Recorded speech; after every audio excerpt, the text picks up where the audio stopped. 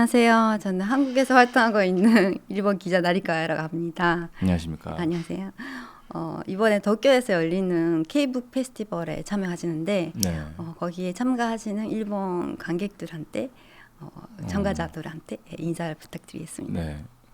안녕하세요. 저는 한국에서 출판사 무제를 운영하고 있는 박정민이라고 하고요. 본업은 배우입니다. 네. 이번에 K북 페스티벌에 저희도 참가사로 이제 참여를 하게 됐는데 참가하시는 모든 출판사들과 또 참여해 주시는 많은 손님들께서 이 페스티벌을 즐겁게 즐기다 가셨으면 좋겠습니다. 저도 하루지만 가서 뜻깊은 시간을 보내고 올 수 있지 않을까 하는 기대감이 있습니다. 감사합니다. 먼저 배우 활동에 대해서 좀 여쭤보고 싶은데 원래 연기를 하고 싶다고 생각하셨던 거는 언제쯤인지 그리고 계기가 된 작품이나 배우가 있었는지 알고 싶습니다. 그러니까 사실 꿈이라는 것이 뭐 개개인마다 다 다르게 이제 다가오는 걸 텐데 사실 어떤 한순간으로 인해서 배우가 되고 싶다라고 생각했던 적은 없는 것 같아요. 그냥 뭐랄까요. 처음에는 공부가 하기 싫어서 영화 감독이 되고 싶었고 영화 감독이 되고 싶어서 공부를 하다 보니 이제 대학로에 있는 연극 극단에서 작은 스텝 역할을 어떻게 하게 됐고 그러다 보니까 이제 선배님들 무대에서 연기하시는 거 보면서 나도 사실 저렇게 좀 앞에서 연기하는 걸 더 해보고 싶은 사람일 것 같다라는 이제 자의적인 판단이 있었죠. 그게 아마 19살, 20살 이때쯤이었던 것 같아요. 그 전까지는 영화 감독이 되고 싶었던 학생이었는데 그 한국예술종합학교 네. 영상원 영화과에 시험에 합격을 하고 합격 맡아놓고 이제 자아를 찾기 시작한 것 같아요. 내가 진짜 하고 싶은 것이 무엇인가에 대해서. 네. 그때부터 조금씩 배우라는 직업을 갖고 싶다라고 꿈을 꿨던 것 같고 굳게 마음을 먹은 건 이제 군대에 갔다 와서 한 22살 뭐 이때였던 것 같아요. 저는 사실 배우님 연기는 먼저 하셨던 파수꾼 보게 되긴 했는데 그러니까 파수꾼도 보면 되게 좀 강력한 그 인상이 있었는데 그 영화를 처음 그 캐스팅 됐을 때 어떤 심정이셨는지. 사실 파수꾼은 별 네. 생각 없었어요. 아, 그래요? 뭐 그냥 그 영화가 저의 어떤 인생의 큰 변곡점을 만들어줄 거라는 기대를 아예 안 했던 영화거든요. 그냥 뭐 우리 동기들 졸업 영화 찍고 뭐 할 때 도와주는 것처럼 이제 물론 그 영화는 오디션도 있었고 뭐 했지만 제가 막 그 영화로 내 팔자를 피려고 했던 영화가 아니었기 때문에 그냥 이렇게 만들어 놓고 또 그냥 늘 그랬듯이 볼 사람만 보고 없어지는 영화가 되겠지라고 생각을 할 수밖에 없죠. 그래 왔으니까. 근데 어쨌든 그 당시에 감독님하고 이제 배우들이 좀 합심을 해서 좋은 영화를 만들어 보자라고 해서 굉장히 열심히 찍었죠. 근데 그 영화가 제 인생의 제 필모그래피 중에 어떤 대표작이 될 거라고는 전혀 생각을 못했었어요. 근데 오히려 그러니까 제가 살면서 좀 깨우친 것은 하늘은 내가 원하는 걸 선물해주지 않고 내가 예상하지 못하는 순간에 자꾸 선물들을 좀 주는 것 같다라는 생각이 들어요. 근데 지금까지 출연하신 그 작품의 그 캐릭터들을 보면 되게 하나하나가 신선해요, 진짜. 그러니까 배우님 앞에서라서 얘기하는 게 아니라 네. 아마 그런 캐릭터를 선택하시는 거 아닌가라는 생각이 해요. 그러니까 지금까지 하지 않았던 거를 하시는. 그러니까 네. 그래서 사실 시나리오를 보고요. 네. 그거는 제 고려 사항이 없어요. 이 시나리오를 봤을 아, 때 이 진짜요? 캐릭터가 나한테 얼마나 신선한가는 저한테는 고려 사항이 진짜요? 아니에요. 예. 똑같아도 내가 이 영화에서 충분히 역할을 하면 선택할 수 있는데 라고 생각했어요. 근데 제가 다시 돌이켜서 이렇게 곰곰이 생각을 해봤거든요. 약간 무의식의 발현 같은 게 좀 있는 것 같아요. 내가 이 시나리오가 좋은 건 이 캐릭터가 우선 기본적으로 이 캐릭터가 내가 안 해본 거여서 호감이 있는 것 같은데 그거는 기본적으로 깔고 가다 보니까 내가 그걸 고려하지 않는 거죠. 그러니까 기본적으로 이 캐릭터는 나한테 이미 신선하게 다가왔고 그리고 나서 이 시나리오가 재미가 있느냐 없느냐를 따졌던 것 같아요.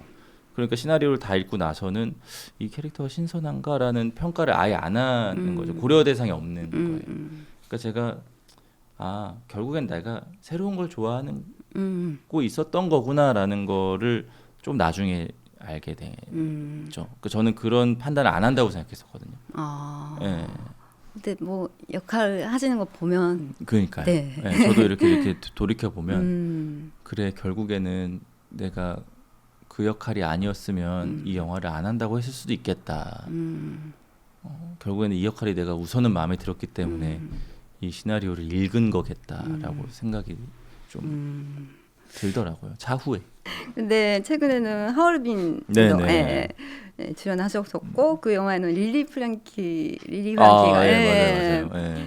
나오기도 했는데 혹시 현장에서 대화를 하시거나 뭔가 있었어요? 아니요, 릴리 프랭키랑은 장면이 없었나? 같이 하는 씬이 없어서 그렇구나요. 제가 릴리 프랭키 상이 그 촬영을 하시는 날 현장에 놀러 갔죠. 현장에 놀러 가서 저녁 식사를 이제 배우들이랑 이렇게 같이 했었는데 제가 진짜 팬이거든요. 릴리 프랭키 상의 엄청난 팬이에요. 그래서 이렇게 옆에 이렇게 앉아서 저는 이렇게 제가 너무 좋아하면 말을 잘 못 걸거든요.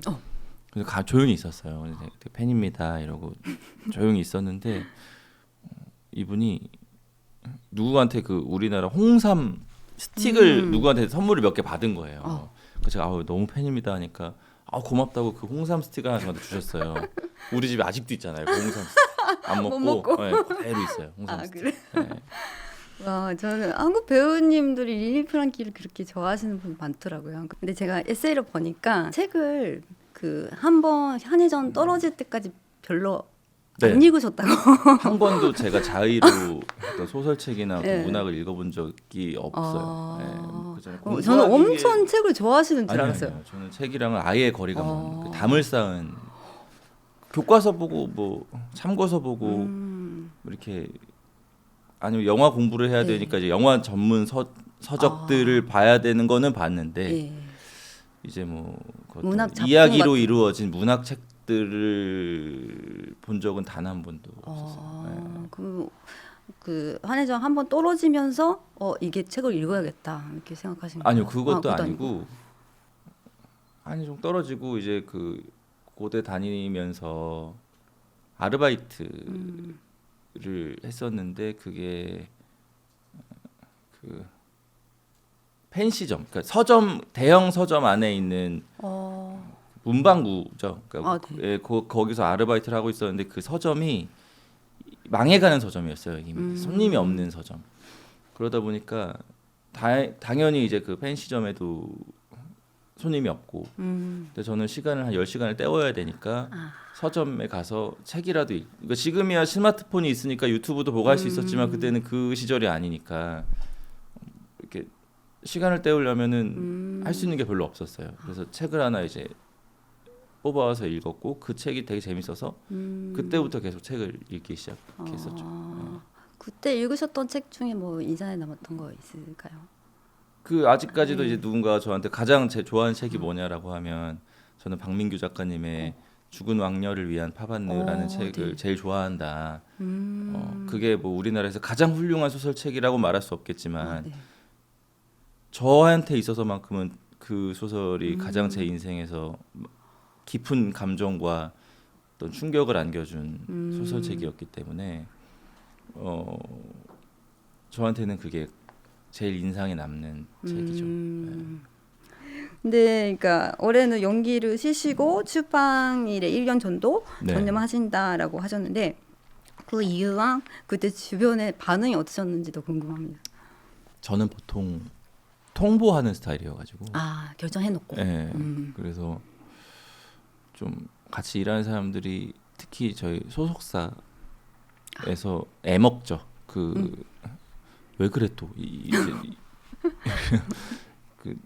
그러다 보니까 그래서 주변에서 뭐 크게 뭐 반대하거나 뭐 오히려 그래 좀 쉬어라라고 푹 쉬어라라는 말을 많이 들었던 것 같아요. 지금까지 돌이켜 보면 내달렸거든요. 정말 쉬지 않고 너무 내달렸어요. 작품 진짜 많았어요. 네. 네. 그것만이 내 세상이라는 영화를 네. 로부터 시작해서 올해 초에 끝난 휴민트까지 제가 앞에 작품을 정해놓지 않고 이렇게 쉰 적이 없어요. 그러니까 앞에 작품이 정해져 있으면 두세 달 있다 이제 찍어야 된다고 하면 사실 그 두세 달을 쉬는 게 아니거든요. 이 영화를 준비해야 되잖아요. 그쵸. 그러니까 정말 오랫동안 막 내달려가지고 사람들이 오히려 좀 그만해라고 한 사람들도 있었을 정도였으니까 제가 쉰다고 했을 때 막 이렇게 막 이렇게 말리는 사람은 아예 없었던 것 같고 네, 저도 좀 쉬어야겠다. 그러니까 내 일을 하는 한이 있더라도 촬영을 좀 쉬어야 되겠다. 이게 촬영하는 게 그런 느낌이더라고요. 그러니까 30대 초반에는 촬영하는 게 재밌어서 힘든 줄을 몰랐어요. 그러니까 엄청난 에너지가 들어가는 일이라는 걸 몰랐어요. 그래서 막 촬영하면서 선배님들이 막 힘들다 뭐 이렇게 가끔씩 입버릇처럼 하는 이야기가 이해가 안 됐었거든요. 이 재밌는 걸 왜? 뭐가 힘들지? 왜냐면 또 밤에 가면 쉬잖아요. 집에 가면 쉬고 뭐 그 다음 날 또 쉬고 그 다다음 날 와가지고 촬영하고 뭐. 근데 이게 이제 나이가 좀 더 들고 역할도 조금씩 커지고 작품에 대한 책임감 같은 것들이 생기는 순간 쉬는 게 아니고 계속 고민하고 막 후회하고 그 이제 감정적인 에너지들을 엄청 많이 쓰는 일이구나 이게 그거를 깨달게 된 것 같아요. 예, 그래서 쉬어야 되겠다. 예, 나도 이제 한 10년 조금 안 되게 쉬지 않고 달려왔으니까 한번 그간의 나의 필모그래피도 정리를 좀 해보고 뭘 잘했고 뭘 잘못했고도 한번 좀 판단을 해보고 앞으로는 또 어떻게 좀 해 나가볼까도 뭐 내 뜻대로 되지는 않겠지만 생각 한번 해보고 하는 그 한 1년의 기간 정도가 있으면 좋겠다 생각해서 제가 이거를 막 어디지 여기저기 막 사실 이거 쉬면 되잖아요. 얘기 안 하고 쉬면 되거든요. 근데 제가 이 얘기를 하는 이유가 얘기를 했던 이유가 얘기를 안 하면 제가 그걸 못 지켜요. 왜냐하면 이렇게 생각한 게 몇 번 있었어요. 좀 쉬어야지라고. 근데 제가 이렇게 얘기를 하지 않으면 그냥 약간 공식적으로 나 쉽니다라고 이렇게 좀 공표를 해놓지 않으면 제가 나와의 약속을 못 지킬 것 같은 느낌이 들어서 좀 그렇게 얘기를 좀 하고 다녔죠. 그러다 보니까 확실히 효과가 있었어요. 근데 그 바쁘게 연기 활동하시는 사이에도 채판도 하시고 저 채판도 갔었어요. 아, 예. 그랬어요? 안 계셨어요. 그래서 망했어요. 예. 근데 그 쉰다고 하시는데 되게 엄청 바쁘게 일하시는 것 같아요. 출판사에. 올해요? 예. 네네, 엄청 바빴어요. 엄청 네, 바빴어요. 네, 네. 근데 촬영으로 바쁜 게 아니니까 또 그 새로운 동력들이 막 생기거든요. 이게 사실 무제란 출판사는 만든 지는 한 5년 정도 됐지만 본격적으로 이제 나 이거 출판사 진짜 한번 해볼게라고 한 거는 1년 정도 된 거거든요. 근데 지금 1년 안에 굉장히 괄목할 만한 성과를 좀 냈어요. 네, 뭐 이제 아시다시피 뭐 이렇게 뭐 제가 막 여기저기 나가서 홍보하고 막 하면서 김구인 작가님 책도 되게 잘 되고 다른 책들도 막 중세 찍고 하다 보니까 직원도 2명이나 생기고 꽤나 이제 그죠. 한 2, 3년 정도는 안정적으로 우리가 만들고 싶은 책을 잘 만들 수 있겠다 하는 자금도 좀 모이고 그러다 보니까 이게 또 안 힘든 거예요. 별로 안 힘들더라고요. 이게 출판사 일은 재밌고 그래서 신나게 했죠. 막 여기저기 뭐 홍보 시켜준다고 하면은 막 거기 나가서도 홍보하고 여기 나가서도 홍보하고 우리 책 좀 봐주세요. 계속 얘기하다 보니까 성과들이 좀 있었던 것 같아요. 그래서 앞으로 출판사 일은 꾸준히 근데 이번 1년처럼 제가 막 달라붙어가지고 하기에는 쉽진 않을 것 같은데 네네네. 어쨌든 이번에 1년 해보니까 우리가 꼭 해야 하는 것과 굳이 하지 않아도 되는 것들이 구분이 좀 되더라고요. 이번에는 다 해봤는데 그냥 한번 이제는 좀 우리가 한번 해봤으니까 좀 이렇게 이제 시스템을 좀 만들어서 앞으로 이렇게 해나가자라는 어떤 시스템도 좀 만들어졌고 그러니까 뿌듯하죠. 뿌듯한 지금 1년을 보내고 있는 거죠. 그 뭐 출판사 일도 그렇고 뭐 그것 때문에 책도 많이 읽으시는 것 같고 네네네. 그 제가 김혜자 배우님이 쓰신 새해 감사해라는 책을 읽었는데 김혜자 배우님도 독서를 진짜 많이 하셨던 것 같아요. 네, 근데 그러신 그게 것 같아요. 또 연기에 많이 도움이 됐다는 식으로 쓰셨는데 배우님은 어떠세요? 연기하는데 책을 읽으셨던 것들이 되게 도움이 되는 것 같아요? 도움이 네. 된다고 생각하지 않았었어요. 아 진짜요? 네. 아. 그러니까 이건 이거고 이건 이거라고 생각했는데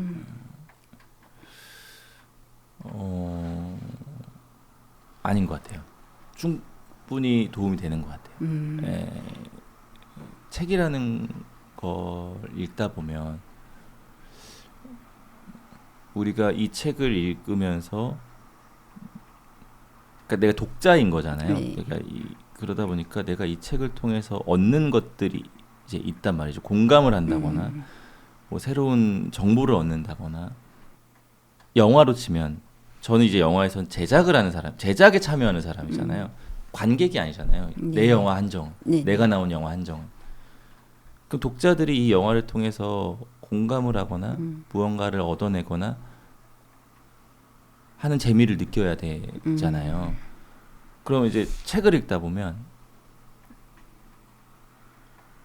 그것들이 비슷한 과정인 거라는 생각이 좀 들더라고요. 그러다 보니까 나는 독자로서 지금 이 사람이 만든 책을 읽으면서 이런 정보를 얻었고 이런 게 되게 재밌고 전체적으로 내가 이런 것들을 파악해서 공감을 하는구나 독자로서. 네. 그럼 관객한테도 그런 선물을 줘야 되잖아요. 내가 나온 영화를 이제 이분들한테 보여주면. 네. 그렇게 되면 시나리오를 보는 눈 자체가 조금 달라지는 것 같아요. 예, 그러니까 이거는 좀 훈련이 되다 보면 네. 내가 이 시나리오에서 관객들한테 어떤 정보를 줘야 하는구나, 어떤 감정을 드려야 되는구나라는 것들이 조금 계산이 되는 느낌이 좀 있어요. 물론 연기는 계산은 네네. 해서 되는 것은 아니지만 네. 전체적으로 이 시나리오가 가야 되는 방향성에 대해서 자의적인 판단을 하는 능력은 좀 생기는 것 같아요. 제가 생각했던 거랑 전혀 달랐어요. 저는 왜 이 얘기를 했냐면 저도 연극 담당했었거든요. 그 연극 담당할 때는 그러니까 영화를 보고 기사 쓰는 거랑 연극은 그 개막하기 전에 기사 써야 되기 때문에 그쵸. 연극 자체를 못 보고 시나리오만 보고 기사를 써야 되거든요. 그럼 시나리오에서 내가 어떤 무대가 펼쳐질지를 상상을 해야 되거든요. 그래서 그런 것 때문에 문학 작품을 그렇게 많이 읽으면 시나리오 뭐 상상력이 키울 수 있겠다. 막 그런 생각이었는데 또 그렇죠. 다른 근데 네. 그렇죠. 상상력 그러니까 책을 읽으면 상상력이 풍부해진다. 넓어지는 것은 사실이죠. 예. 근데 영화는 사실 뭐랄까요?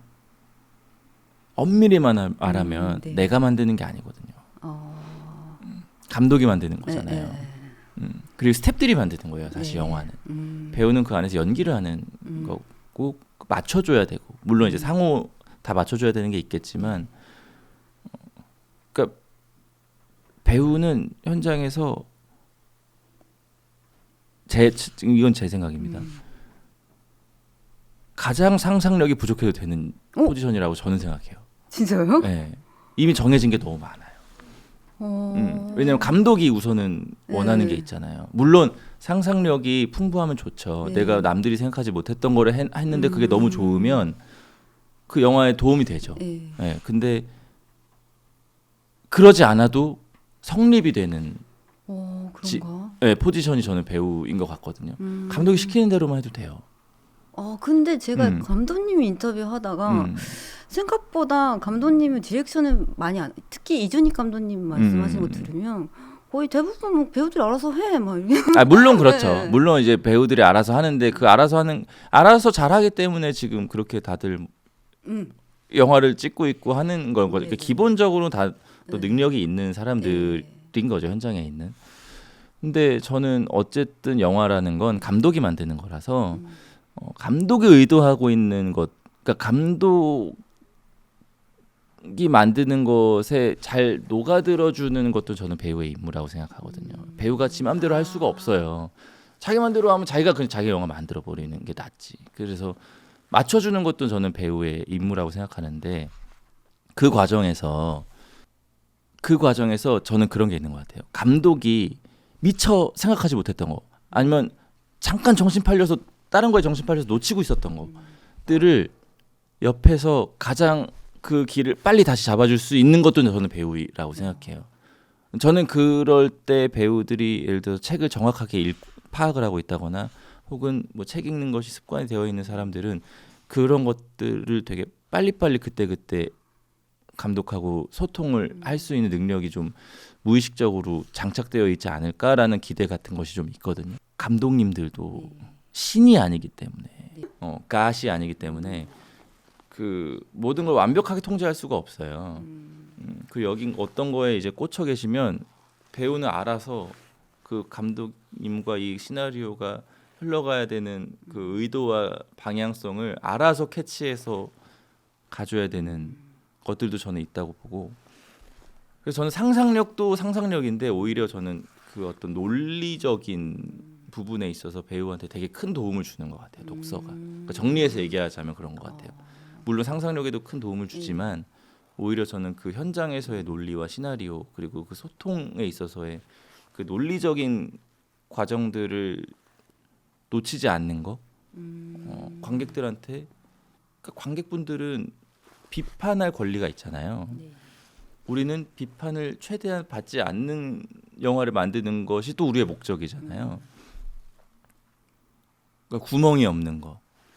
그러면 순간 구멍이 생길 것 같은 부분들이 있단 말이에요. 시나리오 곳곳에. 그럼 그것들을 이제 배우가 연기로 채워줘야 되는 것들. 뭐 이런 것들도 다 저는 어떤 하나의 그 시나리오 갖고 있는 논리 안에서 해결을 해줘야 된다라고 생각을 하는데, 그런 것들을 빨리빨리 캐치할 수 있는 배우들이 저는 또 좋은 배우 중에 하나라고 생각하고, 그거는 독서로 인해서 훈련이 충분히 가능하다라고 믿는 거죠.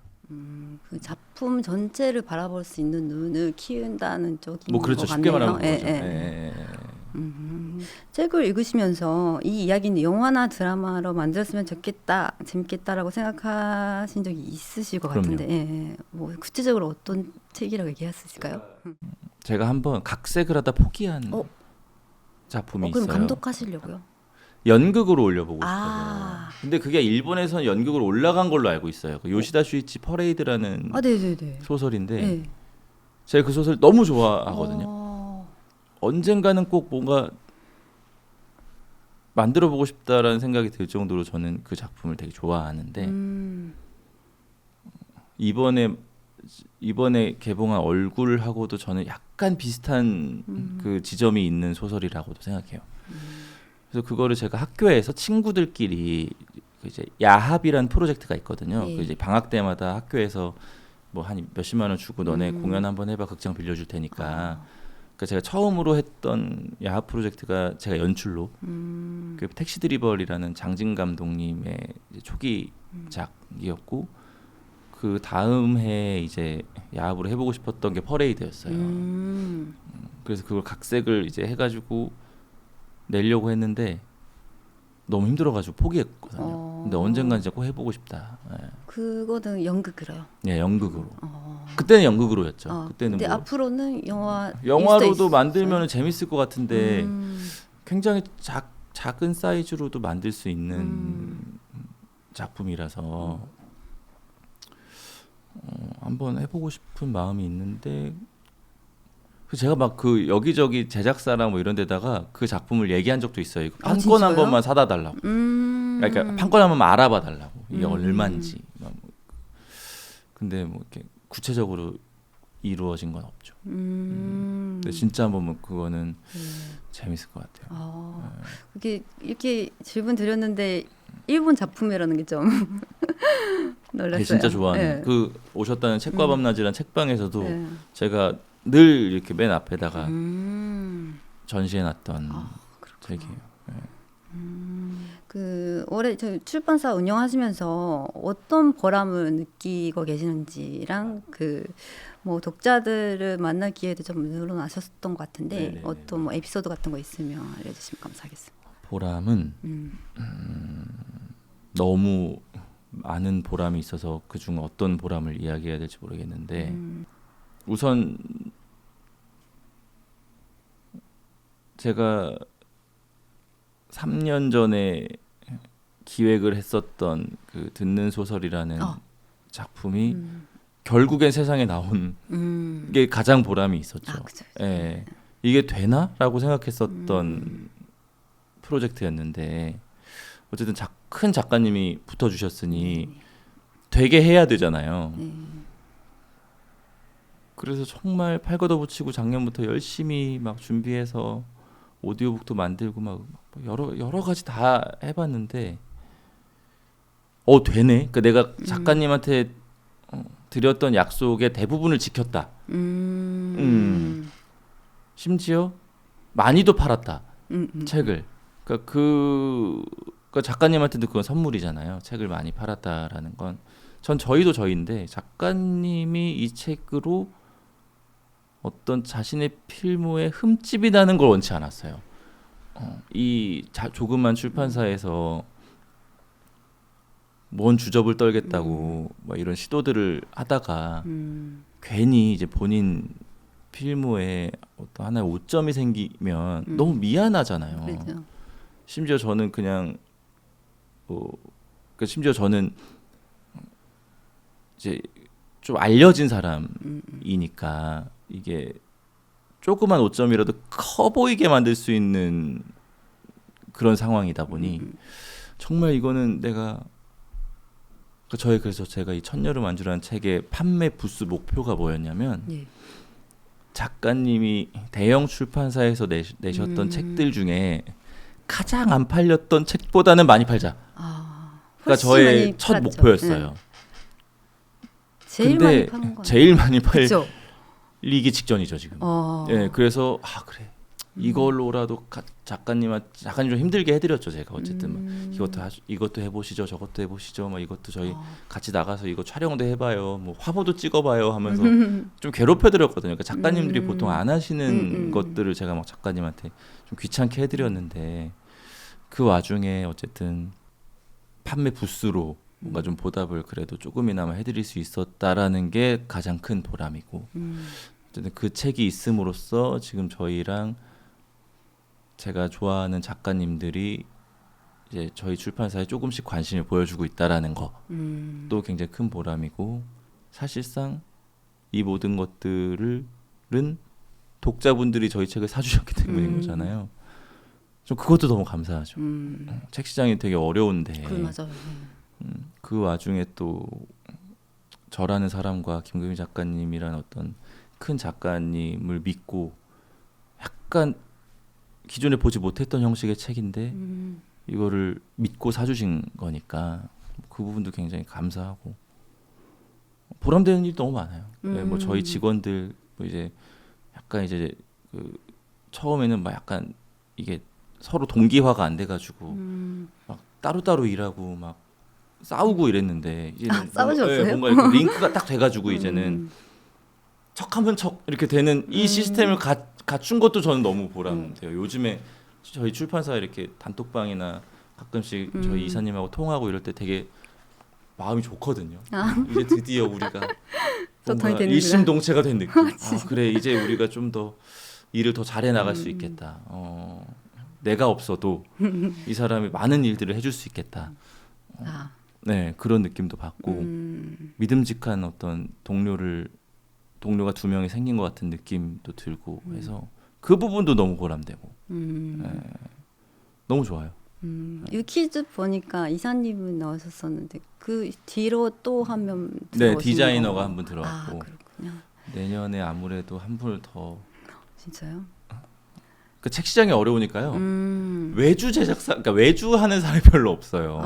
그 책 한 권을 만들려면 우리 같은 사람은 외주 편집자나 외주 디자이너 예. 필요하거든요. 예. 근데 디자이너들은 꽤 있는데 뭐 편집자가 좀 별로 구하기가 힘들어요. 그래요? 그럼 이제 우리도 이거 인하우스 편집자가 있어야 되고 만약에 이제 편집자가 들어오면 우리도 우리끼리 책을 만들 수 있는 상황이 되는 거죠 이제는.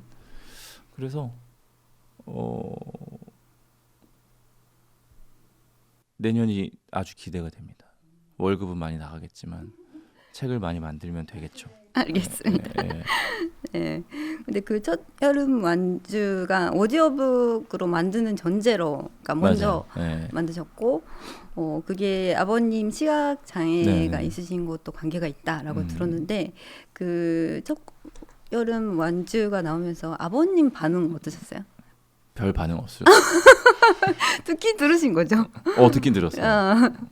재밌더라 정도였어요. 원래 좀 말수가 적으신. 전형적인 그 이제 대한민국의 그 아버지와 아들의 관계. 그러니까 지금 이제 지금 저희 또래 친구들이 아버지가 되었을 때는 또 좀 다른 것 같은데 저희 또래의 아들들과 이제 뭐 한 50년대생의 아버지들은 중간에 벽이 좀 있죠. 그 소통이 쉽지 않죠. 네. 어제 또 잠깐 그 뵙고 왔는데 연휴라서 정치 얘기하시길래 나왔습니다. 그러셨군요. 그래도 좋아하실 겁니다. 좋아, 네, 그러니까 네. 뿌듯해하시죠. 근데 네. 저희 아버지는 예로부터 문화생활을 하는 습관이 없으신 분이에요. 영화를 본다거나 그래요? 뭐 이런 거를 익숙하지 않은 분이에요. 그래서 출연하신 영화들은 보시겠죠? 제가 출연한 영화가 최고죠. 저희 아버지. 다른 영화를 안 보니까. 그 이준익 감독님이 최고고. 그래서 그러니까 문화생활에 엄청 익숙하신 분이 아니어서 근데 대부분의 어르신들 그러니까 지금 뭐 40, 50년대 60년대생 이제 어르신 분들이 다 그 어떤 산업 여군이잖아요. 그 문화생활보단 돈 버는데 돈을 벌어야 하는 거에 더 이제 집중해야 했던 시대를 사셨던 분들이라 그게 익숙하지 않으실 것 같아요. 제가 봐도. 저희 엄마는 그럼에도 좀 노력을 해서 이것저것 영화도 많이 보시고 저는 깜짝 놀란 게 나 라이프 오브 파이라는 연극회라고 엄마한테 얘기하니까 자기가 그 영화를 봤다는 거예요. 그래서 왜 엄마가 그 영화를 왜 봤냐고 내가 그랬거든요. 그 엄마랑 전혀 어울리지 않는 영화인. 그 우리 엄마는 노력을 하는 거예요. 그래도 뭐 이렇게 눈에 걸리는 게 있으면 보시는데 저희 아버지는 아예 그런 그 항상 야구 배구만 봐요. 들은 뉴스 이렇게. 그러니까 예, 이런 걸 들려드려도 뭐 아들이 뭐 이쁜 짓 했네, 뭐 재밌네 정도. 그리고 오히려 출판사는 뭐 돈이 얼마 있냐, 세금은 어떻게 내고 있냐, 세무사 누구냐, 관리는 어떻게 하고 있냐 이런 거에 관심이 더 많죠. 그러니까 아들이 잘못될까봐, 돈 관리 잘못했다가 잡혀갈까봐 오히려 그런 걱정을 더 많이 하시고 제가 만드는 컨텐츠에 있어서는 제가 데뷔한 지 15년 동안 동주 정도 빼고는 제가 나온 영화나 이런 거에 있어서 이런 방구 하신 적이 없어요. 그래요? 그 영화 좋다, 뭐 그 영화 재밌다, 뭐 이런 얘기를 아예 안 하세요. 쑥스러우신 것 같아요. 그런 것도 있는 것 같고 네. 딴 데 가서 얘기하실 수는 있는데 저한테는 이렇게 얘기 잘 안 하시더라고요. 그런 경험 많으셨군요. 네. 근데 이번에 그러니까 연상원 감독님 얼굴도 그 아버지가 시각 장애인인 그런 영화였잖아요. 네. 이게 기획 단계에서 이렇게 배우님 이야기가 뭐지? 아니에요. 그런 전혀 건 아니고 아니고? 그거는 원작이 2018년도에 원작이 있는 그 그래픽 노블로 원작이 있던 작품이고 제가 워낙에 감독님하고 이제 친분이 있으니까 감독님이 돈 안 받고도 나와줄 사람이 누가 있을까? 박정민은 돈 안 받는다고 할 수 있을 것 같은데라고 전화를 하신 거고. 그럼 아버님 얘기는 모르시는 전혀 모르시고. 그래서 우연에 일친 거죠. 그렇구나. 연기하면서 그게 좀 달랐어요? 그 아버님.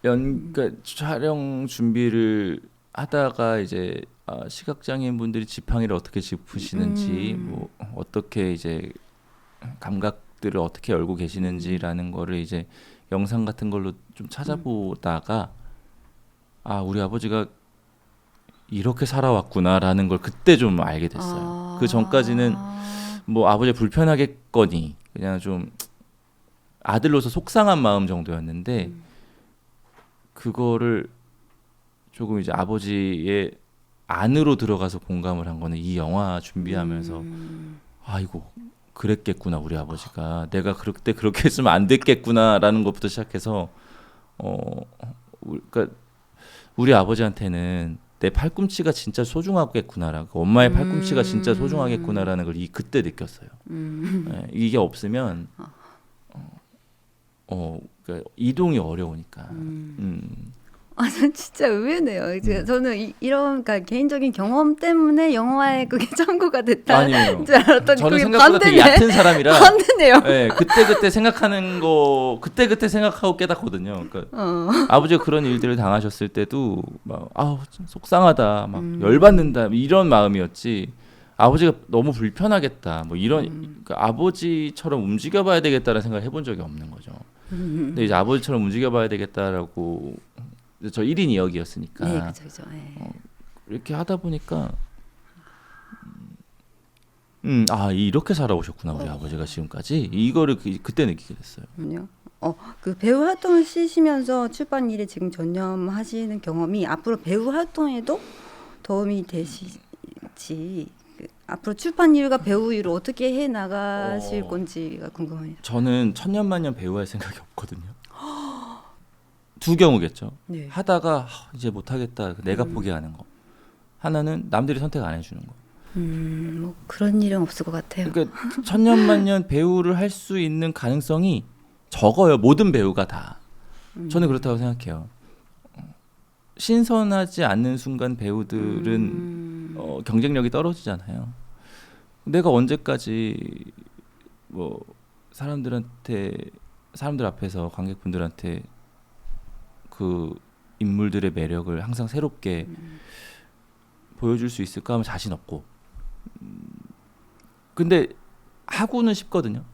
올해는 하고 싶은데 이 배우라는 직업이 내 삶을 파괴할 것 같은 순간에는 언제든지 그만둘 수 있다라는 마음으로 살려고 해요. 쉽지 않지만 그럴 때 나에게는 무죄라는 공간이 있다라는 게 굉장히 요즘 들어서 사람 마음에 안정감을 줘요. 내가 갈 곳이 있다. 내가 이 일을 못하더라도 나는 내가 좋아하는 일을 하나 또 해놓은 게 있어. 어쨌든 내 본업을 나는 본업에 더욱더 충실할 거지만 유사시에 뭐 내가 정말 이게 하기 싫다거나 남들이 이제 그만하라고 한다거나 뭐 여러 그 경우에 그래 안 하지 뭐 하고 내가 갈 곳이 있다 라는 뭐 남들이 봤을 때는 왜 저렇게 부산스러워 라고 생각할 수 있겠지만 제가 되게 존경하는 한 선배님이 얼마 전에 그 출판사를 한다며 그래서 뭐 잘하고 뭐 열심히 하고 있습니다. 그래도 되게 부럽다라고 하셨어요. 너는 네가 좋아하는 일 하나를 더 되게 빨리 찾았네라고 말씀을 해주시는데 되게 큰 용기가 됐어요. 제가 너무 좋아하는 선배님인데 그렇다고 친한 사이도 아니었거든요. 근데 이제 어떻게 어디서 만나가지고 얘기 나누다가 좋아하는 일을 일찍 또 하나의 좋아하는 일을 일찍 찾은 게 되게 부럽다. 열심히 해라라고 해주셨는 그 마음이 되게 감사하더라고요. 네. 알 것 같아요. 그 배우를 하다가 아마도 그 하기 싫은 뭐 일일 수도 있잖아요. 그렇죠. 그러니까 네. 역할이든 작품이든. 네네네. 근데 다른 하나가 뭐가 있으면 그걸 선택할 수가 있을 것 같은데 그쵸, 네. 뭐 선택지 없어질 수도 있는 그걸 좀 미리 그렇죠. 막으시는 느낌이. 네, 물론 뭐 네. 그 의도로 이제 이 무제란 출판사를 하는 것은 아니지만 이 회사가 저한테 꽤나 안정감을 주고 그리고 저는 무제란 출판사 되게 열심히 할 거예요. 앞으로도 계약된 작가님들도 계시고 이분들이 우리랑 저를 믿고 우리 회사를 믿고 글을 주시는 거니까 할 도리는 열심히 할 텐데 어쨌든 제 자아는 아직은 뭐 이렇게 배우라는 그 본업에 있거든요. 그러니까 그러다 보니까 어쨌든 늘 경계도 하려고 해요. 누군가가 봤을 때 제가 저 출판사 때문에 이 일을 소홀히 하네라는 느낌을 주고 싶진 않아요. 그래서 더 열심히 하려고 해요. 뭔가 예전보다 그래서 조금 더 요즘 공연 연습할 때도 그렇고 전 되게 쑥스러움이 많고 좀 빼는 스타일이거든요. 근데 막 이렇게 뭔가 그런 게 싫은 거죠.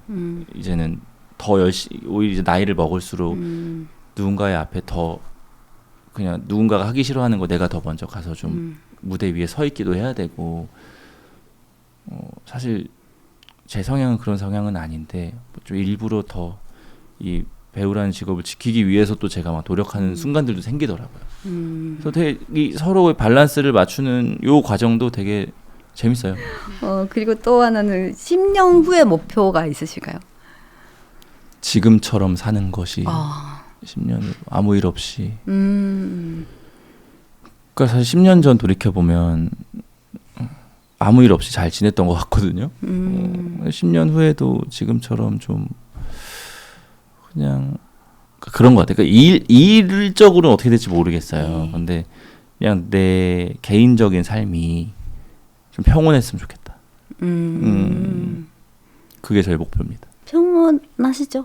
지금요? 네. 지금은 네. 지금은 평온합니다. 네.